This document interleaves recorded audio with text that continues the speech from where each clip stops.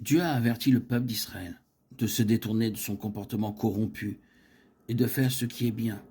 Amos 5,14. S'ils allaient à l'encontre de la corruption ambiante, en haïssant le mauvais comportement et en s'attachant à ce qui est bon et juste, s'ils défendaient la justice au lieu de la fouler aux pieds. Amos 5, 10, 12. Le Seigneur se tiendrait à leur côté comme leur défenseur, plutôt que comme leur juge.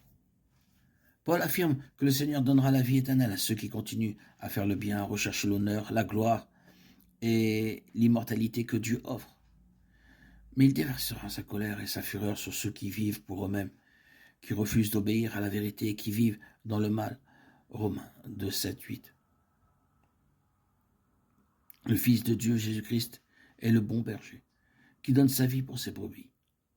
Nous nous attachons à ce qui est bon, nous nous attachons au Seigneur, Jésus-Christ en nous, et toute la bonté dont nous avons besoin pour être entièrement bons.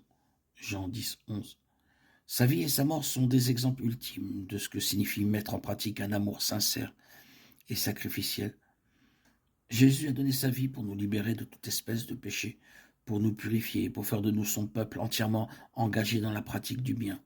Tite 2,14. En faisant de bonnes actions, en faisant preuve de bonté et d'amour sacrificiel envers les autres, nous pouvons et nous prouvons que nous sommes les enfants de Dieu.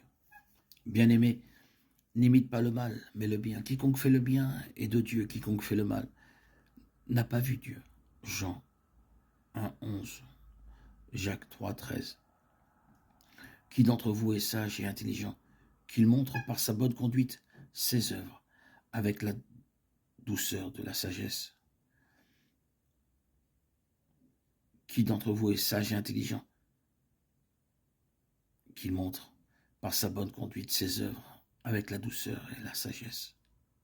S'accrocher à ce qui est bon nous entraîne dans une relation plus étroite avec le Christ, ce qui à son tour se traduit par une ressemblance de caractère avec le Christ. Car Dieu vous a appelé à faire le bien, même si cela implique de souffrir, comme Christ a souffert pour vous. Il est votre modèle et vous devez suivre ses traces. 1 Pierre 2, 21. Par la foi en Jésus-Christ, Dieu a fait de nous, a fait de Jésus-Christ notre justice. Et c'est par lui que vous êtes en Jésus-Christ, lequel de par Dieu a été fait pour nous sagesse, justice et sanctification et rédemption. 1 Corinthiens 1, 30.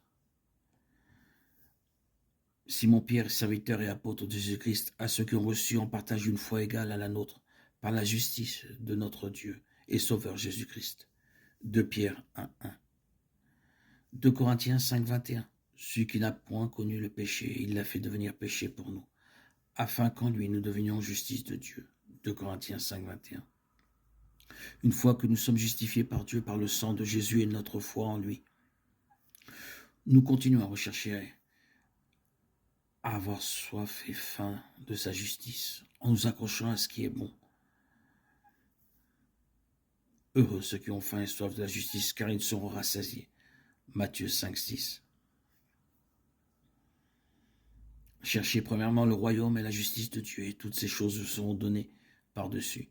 Matthieu 6, 33.